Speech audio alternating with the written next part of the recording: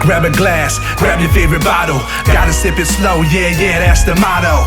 Get relaxed, no reason to trip. It's the boy Brocky, man, whiskey and kicks. We pour a glass, toss it up. Air Max 1s on my feet, throw them up. Get relaxed, no reason to trip. It's the boy Brocky, man, whiskey and kicks. Kicking game on drinks and libations. Sipping on it slow, keeping with the patience. Freeze on my feet, you know I stay racing. Drinking straight up.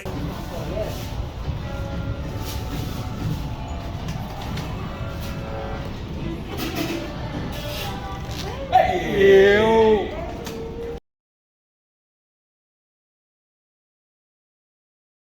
Perfect time. Hey, how are you? I'm great. I don't want to interrupt what's going on. You're good.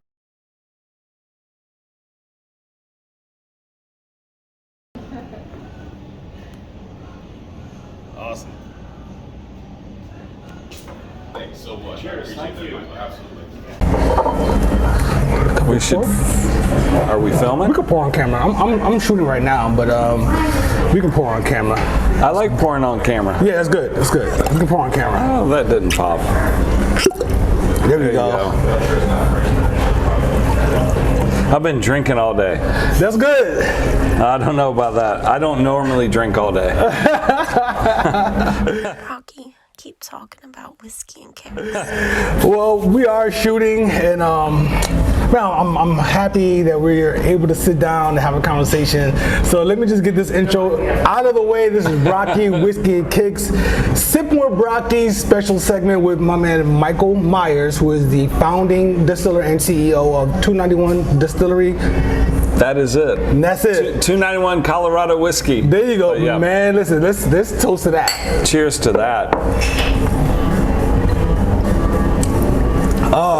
So Nice to meet you, Brocky. Same. Thank you for having me. I'm excited about all this. It's been a good week in DC. Yeah. So you guys are here on business, right? Yeah, funny story real quick. A friend of mine sent me an invite like 8 months ago, about her birthday party, her husband's birthday party, their anniversary party, and I'm like, I don't know if I can make that. Then I got an invite from Whiskey World Whiskey Awards. Okay. To taste American whiskey, judge it on today, November 11th. And I'm like, all right, that's awesome. And then I was like, while we're here, we might as well come in on Monday and sell whiskey in DC. So that's what we've been doing. This is what I want. I want this brand in very close reach to my grip. Yeah, well, this stuff is amazing, man. Thank you. Tony allowed us to be here at Chicken and Whiskey. Yes. And he's going to bring it in. We're awesome. So what are we sipping now? Or we're excited, I should say. No, you guys are awesome. What are we sipping on right now? We are sipping on my my flagship, what I set out to make. It's a rye whiskey.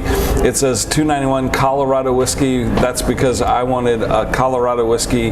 I didn't want to say rye, bourbon, or anything like that. So this is 61% malt rye, 39% corn. It was my second recipe. It's single barrel proof. So we're at what, 129.7, almost 130. When did you guys you put this in the barrel? This is your juice, or did you source it? I don't source anything. Have never sourced anything. So everything's from scratch. Beautiful. Everything from scratch. Beautiful. So thank you. Yeah. I mean, I'll drink your source of whiskey. I don't have a problem with it. Right. But same here. But yeah, you guys did it. I set out to make a Colorado whiskey that was big, bold, and beautiful, rugged and refined, rebellious like me, and. You know, if you're sourcing whiskey, it's going to be Kentucky bourbon, Tennessee whiskey. It's going to have those notes, Indiana, whatever. Yeah. And awesome. But I wanted to make my own whiskey, and What's the signature of Colorado whiskey? Because I'm familiar with Texas whiskey, right, and a couple of different areas, but Colorado whiskey, like what are we talking about? So early on, Stranahan's kind of handled that moniker a little bit, and then they went to Rocky Mountain whiskey, and they were, Colorado was trying to do malt barley whiskey and stuff like that. And when I started, I was like, I'm making American whiskey, and I'm going to make American whiskey that you would drink. You'd pony up in a bar on a Western movie, and you'd be like, give me a whiskey, and he would just set down this bottle. That is accurate. And that's what I set out to make. Because this single barrel has some serious attitude. It's hot. It's big. It's big. Yeah, this stuff is fantastic. Like the flavor profile. So, what's your love affair with whiskey? Like before you started the brand? Yeah. So I grew up in Georgia, born and raised. My mom lived in California. I went to Savannah College of Art and Design for photography, and I was a fashion photographer in New York. 9/11 changed my life. So I drink, my first legal whiskey was I was turned 18 in Georgia. We went to this local bar in Roswell, Georgia. A friend of mine, Todd Hopkins, and we were like, we want to drink whiskey. We're 18. We want to drink whiskey, and they're like, well, the bartender sized us up and it's like, you might like Yukon Jack.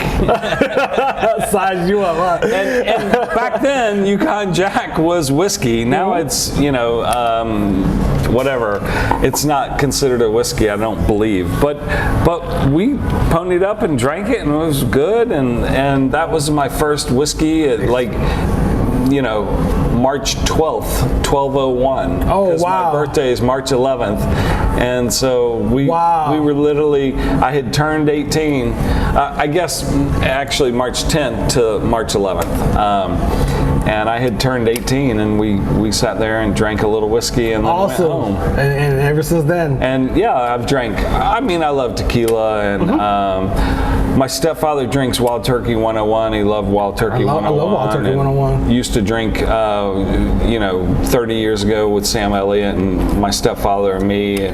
We drink tequila, we drink whiskey, we drink different things. But I'm a Georgia boy, and Georgia boys drink Jack Daniels. Oh, okay, that's a thing, huh? It's a thing. Maybe not now, but back in the day, it was a thing. So you touched on something. You said you were a fashion photographer in New York City. Now I saw your photography. You're a great photographer.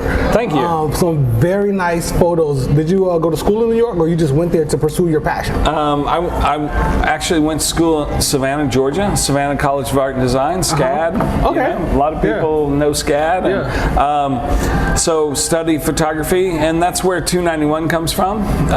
It's kind of an interesting story, but 291 was the very first photo gallery ever in the world, Gallery 291.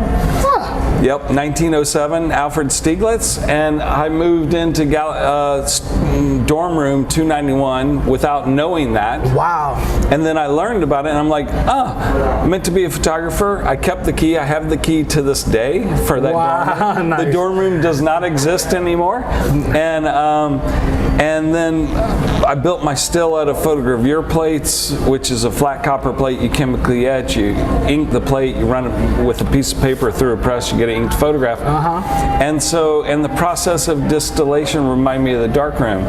So 291, and that's where that name came from. Oh, look at those coincidences, and right? all leads Kinda to something crazy. So amazing.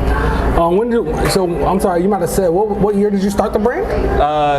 2011. September 11th, 2011 was my very first still run. Wow. Finished still run. You think, you're just thinking about in the whiskey world, how long it takes to create the perfect juice. You guys are doing a lot in a small amount of time. In a short amount of time. Yeah. So I always say this, a lot of lightning strikes, a lot of luck. Literally, this rye, 61% malt rye, 39% corn, is my very first or second recipe. My very first recipe total is my bourbon, which is 80% corn, 19% malt rye, 1% malt barley. It's changed by 1%. Originally it was 80-20, but I pulled a percent for malt barley. Yeah, I'd never brewed beer or distilled when I started. Are you serious? Yep, dead serious. One of my questions was your very first batch of distilled spirit. How good or bad was it? But you didn't. It was good. It was good. I'm not kidding. I hate to awesome. say that. Hey, it is what it is. But it is what it is. Yeah. I have the notes to prove it. That is awesome. But yeah, the very first batch, which was a very small batch, came off, and I used an Ambilic still, like a 5-liter, tiny, like sits on here, turkey fryer. I had my DSP, but I wasn't in the space yet, so it was a little illegal in my house or at my home. Statute of limitations is probably up. Yeah, Good. I'm good. And I didn't sell it. Nobody made any money off of it. And I think I got 2 bottles out of it. Yeah. But it was the bourbon recipe, 80 corn, 20 malt rye. And because of the height of the Ambilic still, it was a little funky. But if I let it sit, the funk dissipated. And so I had those bottles, tasted first, and I was like, it's good. There's some good flavor, but there's a funk to it. So literally a scent. Yeah, a little. And so I let it sit, and a friend of mine, Nate Wyndham, bartender, amazing bartender, so much knowledge, is like, yeah, a little funky, Michael, but it's good. And we let it sit a couple of days, and that funk went away. And we were like, damn. Wow. And then I put it on chips, and chips, oak chips, to give it some color and flavor, barrel flavor. There's a note that comes along with that. Yeah. So you know it, and you're like, okay, that's from chips, but in a barrel it's going to be different. And took it to a party, and people tasted it, and they were like, where's that? What? I'm like, I made it. They're like, really? I'm like, yeah, that's my first batch. That's crazy. And then I had my finished still that I built that was beautiful. I had a stripping still, so 3 times pot distill, where I didn't do, for that first finish run, it was a small, I stripped it, but then it was a small run. But I moved in September 11th, 2011 to my first true finish run. Wow. And it was clean. It was good, clean, rye, bourbon. So That's awesome. How many offerings do you guys have right now? I believe we have, with allocation whiskey, we're at 12. Okay. 12 SKUs.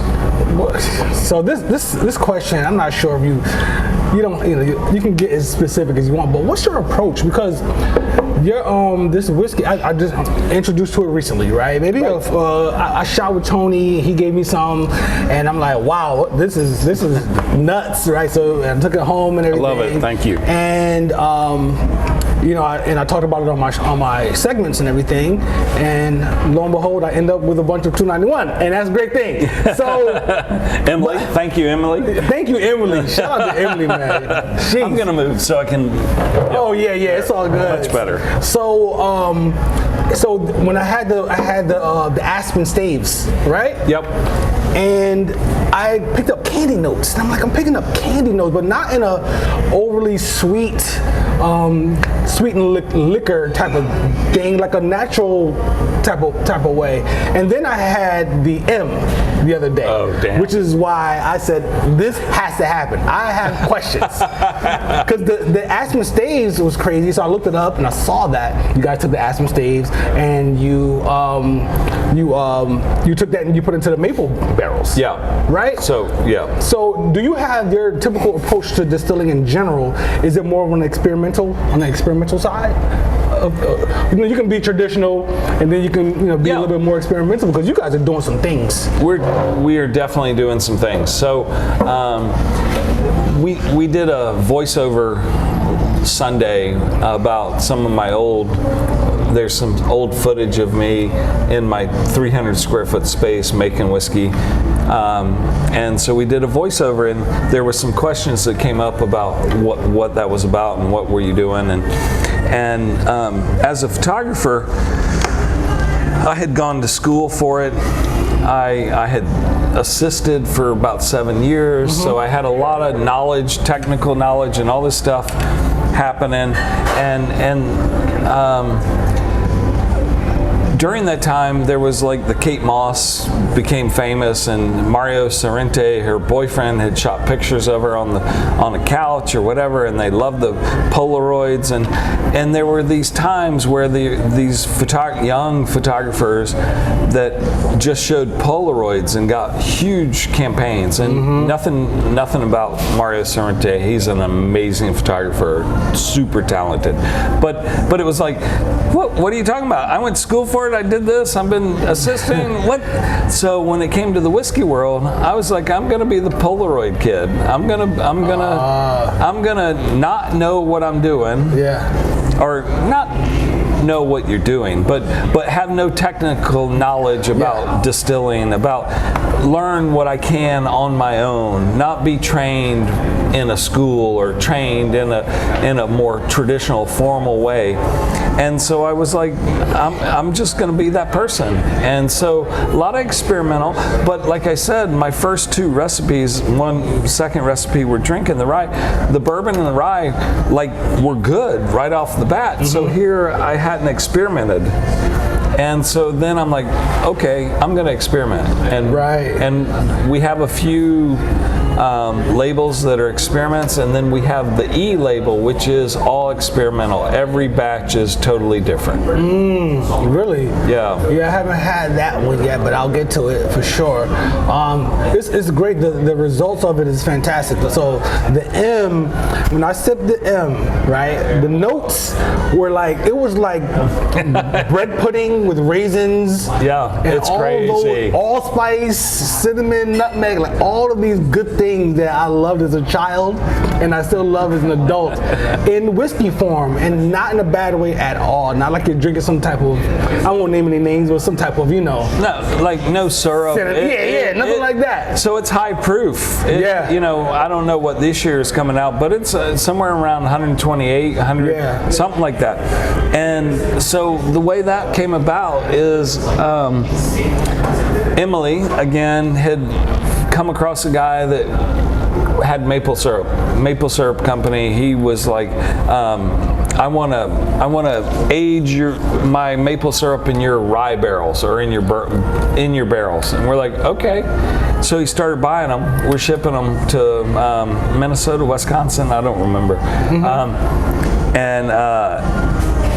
He puts maple syrup in them, and he's like, it's amazing. People are buying the hell out of it. It's awesome. This is amazing. And then he's like, he even said, why don't you take some barrels back and put whiskey in them? Absolutely. And I'm like, okay, we'll try that. So he ships some back. My distiller, Eric Jet's like, what are we doing? I'm like, put rye in them. And so we harvest barrels, put it in that barrel. And I mean, those barrels come, and it's caked with sugar on the outside of them. It's crazy how much, seepage of sugar comes out of those barrels. And we put rye whiskey in there. And I don't know, 4 months or so, we harvest it or we taste it, and it's like screaming good. Oh my God. And we had planned for it to be an E. Oh, okay. Right? So experimental, 1 batch, and Eric and I tasted it, and I'm like, ain't an E.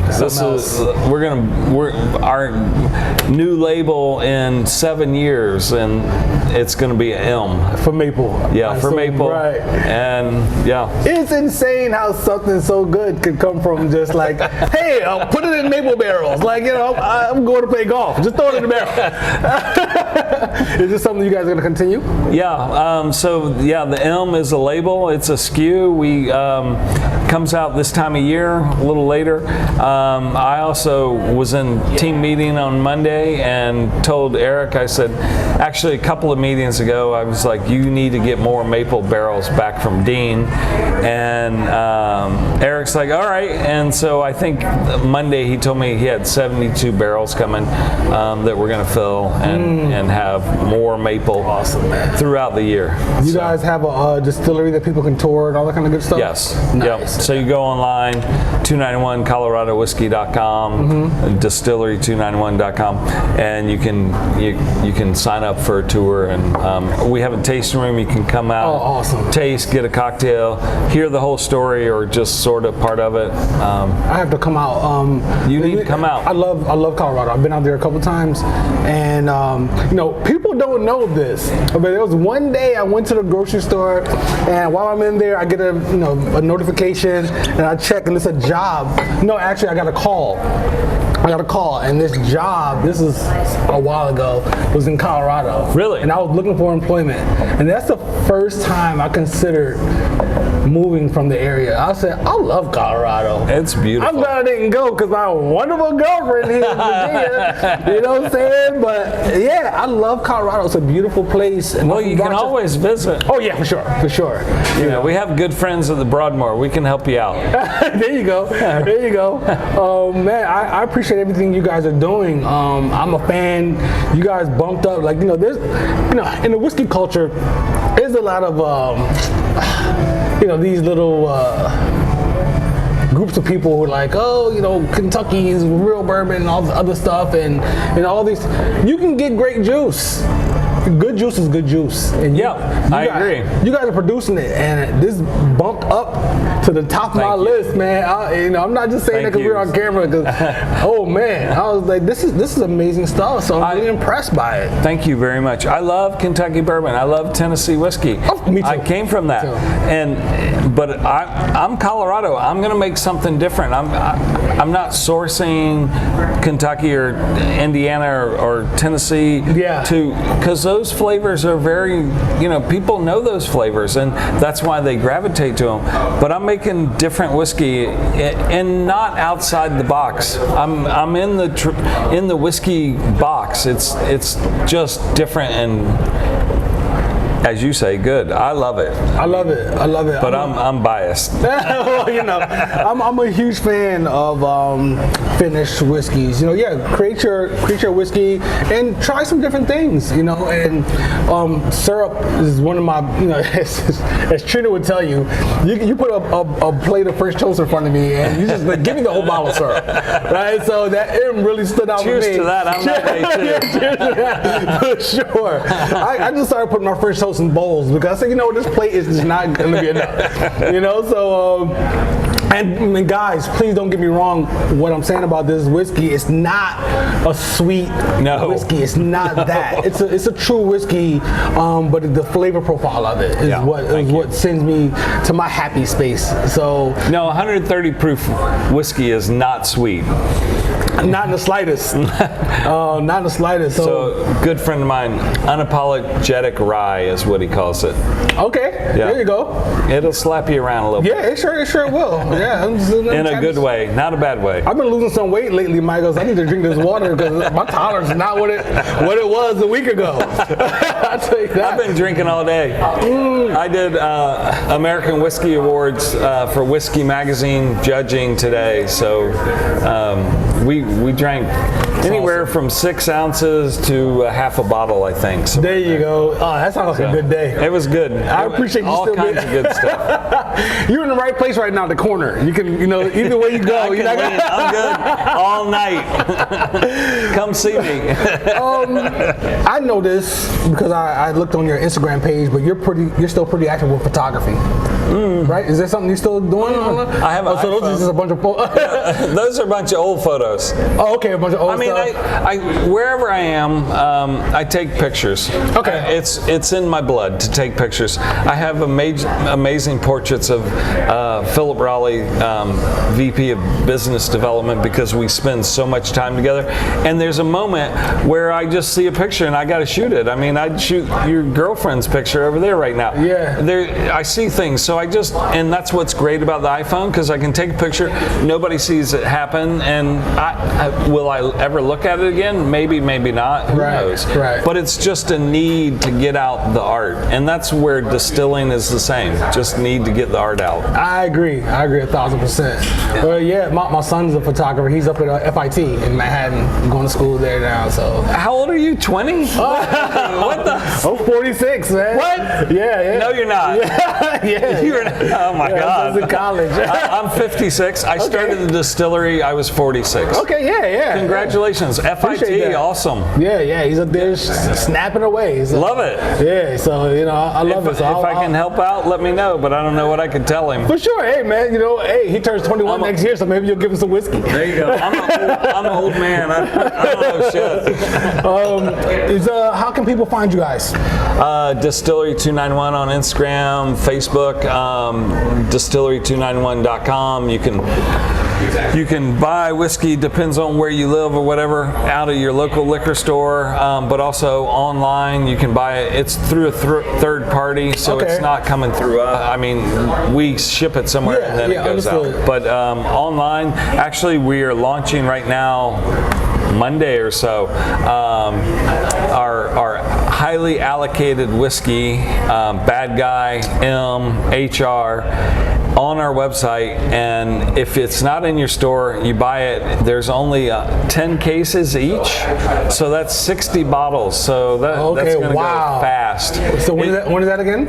Monday. Oh, Monday. Okay. I have to keep that in mind. And also they. I don't know what I was going to say. It's all good. My thought. I had Bad Guy in HR at the house too, so I haven't tasted those yet, but I will. Oh my God! Get ready. 4-grain wheated bourbon. Woo! And then HR's a mistake that turned out to be incredibly balanced bourbon. Wow. Yeah, I love it. You see I'm not kidding. I love it. I appreciate you. Brocky, thank you. Yeah, thanks for sitting down. Thanks for sharing your whiskey. Cheers to that. It's amazing how. Cheers to Muhammad Ali. Cheers to Muhammad Ali. Hank Aaron, all my heroes. Yeah, those are heroes. Those are heroes. Yeah, he was a badass. They both were. Yeah, they both were. Yeah. So I went to school, and his son went to school, or his child went to school, same school. So at like 6, 7, Hank Aaron would pull up and pick up his kid. Wow. In his heyday. Wow, that's crazy. So that's insane. Yeah. Just the last point is just how whiskey, just like music, can bring different cultures together. It's a beautiful thing. It's a beautiful thing. Cheers, man. Cheers. I know there you go. I drank all mine, but cheers, guys. Cheers. Brocky, keep talking about whiskey and kicks. Coming here, show me a freshman. I have one more question. I forgot. What is your relationship with shoes? With who? Shoes. What do you choose? Are you a boot guy? Are you a shoe guy? Are you a dress shoe guy? A sneaker guy? I'm a boot guy. You're a boot guy. I wear boots. You're a boot guy. There you go. Boots and flip-flops. Yeah, I saw you in some flip-flops the other day. You're here, I believe. Here you go. Ready? There you go. Oh, there you go. Yeah, my son will love that. Appreciate that.